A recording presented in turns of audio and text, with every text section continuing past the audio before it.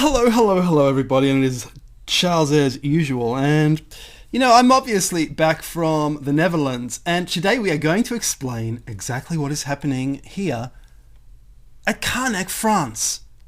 And this is just absolutely incredible. We have these apparent linear stones, and this is kind of the only picture you see of it. I put to you what it actually looks like. It was something more like that, a kind of serpent from the air, and that photo I just showed you is just down here. It's actually a huge complex, and it's a serpent.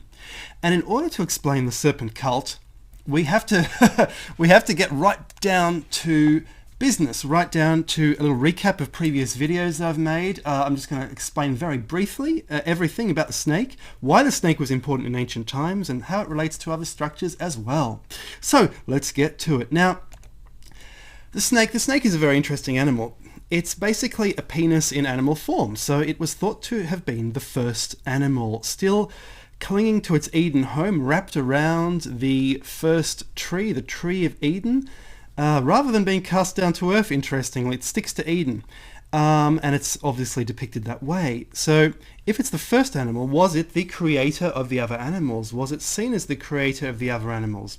In Ireland, I was very fascinated to see that the snake was actually an early representation of Jesus. They associated the snake with Jesus.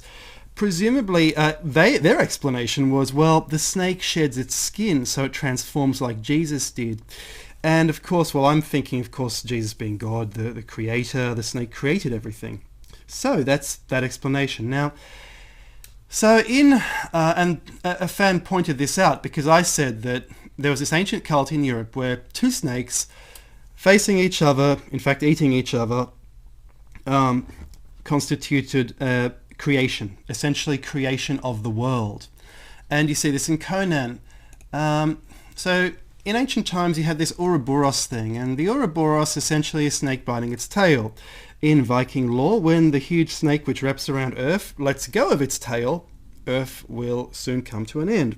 Presumably this is because Earth will cease to be created any longer. The creation will stop.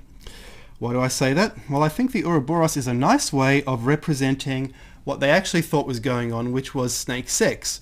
So according to the ancients, what happened was the two snakes get together like this, they're facing each other, and the male puts his mouth into, he puts his head into the mouth of the female like that, and then she bites it off, and then she eats him.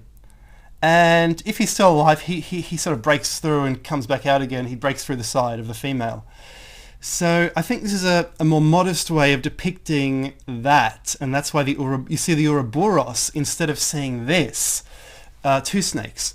So, and by the way, ancient mythology seems to be quite accurate. Snake sex is every bit as peculiar as you would expect. We used to assume that, this is 2017, we used to assume male snakes were in charge and females were largely passive. What they did, they got an anaconda, and the anaconda was having sex, and they split it open, and they found a male inside. So, and they're saying, hang on a sec, this is completely different to what we always used to realize. Well, all they had to do was look in the ancient history books, and they would find out exactly what's going on. So they thought the snake is the most primitive animal. This is the way it operates. Let's worship this creator deity. So I think this is what happened. Now, I got this was come up by a brilliant fellow called Michael Dames, the Avebury cycle, and he said this is two snakes biting each other. So we would have perhaps the male, and then these stones here link to the outer circle, which at Avebury in England, which would be the female. And that is certainly what appears to be going on. In addition, I said, since Dames pointed out this was an ellipse rather than a circle, it seems to be also associated with astronomy and eclipse, because here you have the jaw inside the large circle, and it doesn't complete at the end. So it is a jaw.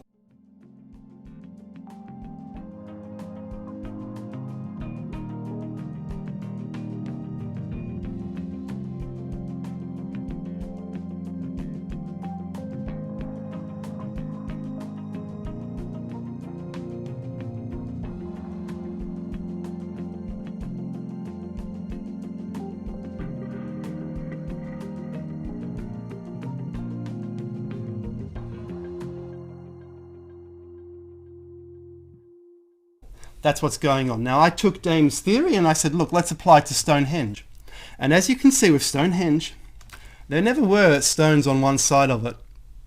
It appears to be that is what's happening. It is two snake jaws coming together. Avebury again. So what we are seeing at Stonehenge is essentially this. Now, when the medieval people tried to topple the stones inside Avebury, and I believe these are teeth, these bluestones here, but when they had Avebury and they tried to topple the stones, they called in a barber surgeon, and Dames points out that why did they call a barber surgeon in to topple the stones to get rid of this pagan monument? Well, the barber surgeon pulled teeth. So these were seen as teeth.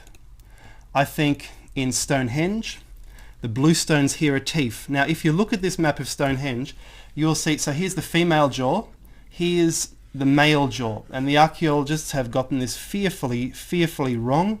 These are the female teeth. Here are the male teeth. So the jaw actually is toothed. So archaeology is saying it's a circle. I'm sorry, that was done in later times, much later times.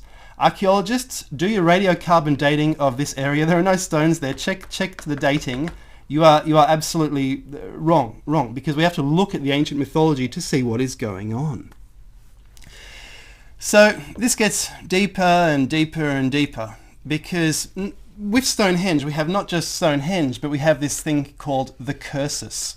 And the Cursus is a kind of snake, and here it's actually 400 years older than Stonehenge, so it's the thing that came before.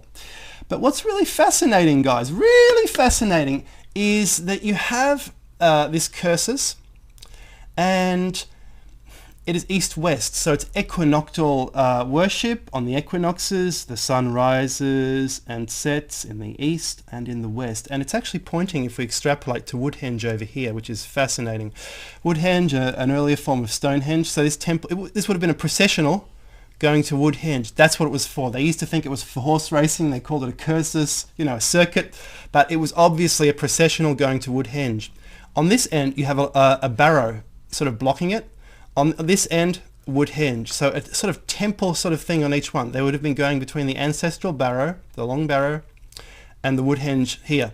Also, on the equinox, perhaps they would have looked for a solar alignment between Durrington Walls and Woodhenge. So, and then here's another thing I read, and there's a fascinating book, Lines on the Landscape. It's a brilliant book on Lee lines, maybe the best one. Pennick and Devereux. Devereux, he's really good, but he says the avenue, it goes down to the River Avon now, which is a bit of a creek. But it actually used to extend it up to the Cursus, and this was done in 400 BC, and this was, this is, 1800 years older. So this is how priests would have operated. They would have, perhaps on the equinox, done their procession to Woodhenge, or they would have turned around and used this and then walked down to worship at Stonehenge, or do whatever they did at Stonehenge. So that's what was happening there. So, but here's the thing, this is also a snake, so there's a head and there's a tail, and the head of the snake is a kind of temple, Woodhenge. Right, also another thing I've got to point out that Devereux pointed out, in Chinese mythology, with regards to qi and all that, you have to block a ley line. Now, they describe ley lines in Chinese textbooks, ancient textbooks. All the knowledge is still there in ancient China. If you want to see what's going on in ancient Europe, look at ancient China. And they say you have to block the end of a ley line. You have to cap it off, or the qi escapes, because qi escapes along straight lines. So they've blocked it off here. They've capped it with a barrow, and on the other end, they've capped it with Woodhenge, I find that just absolutely fascinating. So that's just so interesting. So let's now, and this is the same thing here. We see the same thing here. We have an equinoctial pyramid of Menkaure at Giza. We have the east-west alignment, two temples, and then we have the this would be winter, because it's pointing towards the north sun a month before the equinox, and then the summer, the south sun. So here, remember I solved the riddle of the Sphinx, I think, and I said, look, this is old age, this is middle age, and this is youth, essentially. But let's look at a 3D map.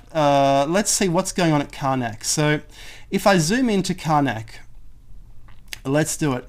So what we see, this is just absolutely fascinating. We see some alignments. So here are these stone alignments. Very interesting, very interesting. This is sort of the start of this, just the start of Carnac, I think. Oh no, here it is. This is what I was looking for. So here we have a field with nothing in it. This is the start of Carnac. Then over here we have this very strange house.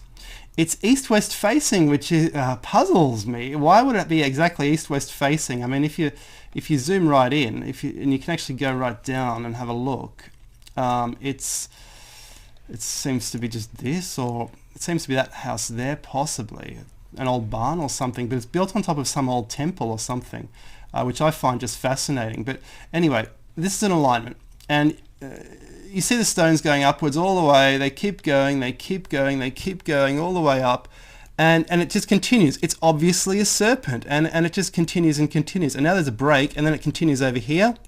It keeps going, it keeps going. Those are just sheep, but the stones keep going and going and going. And even here, there's more smaller stones, and you keep going all the way up, and then there's just trees, but the trees I think are in the shape of a serpent's head. So what I've done, I've sort of drawn that here. So that is exactly what I think is going on. It's a serpent's head.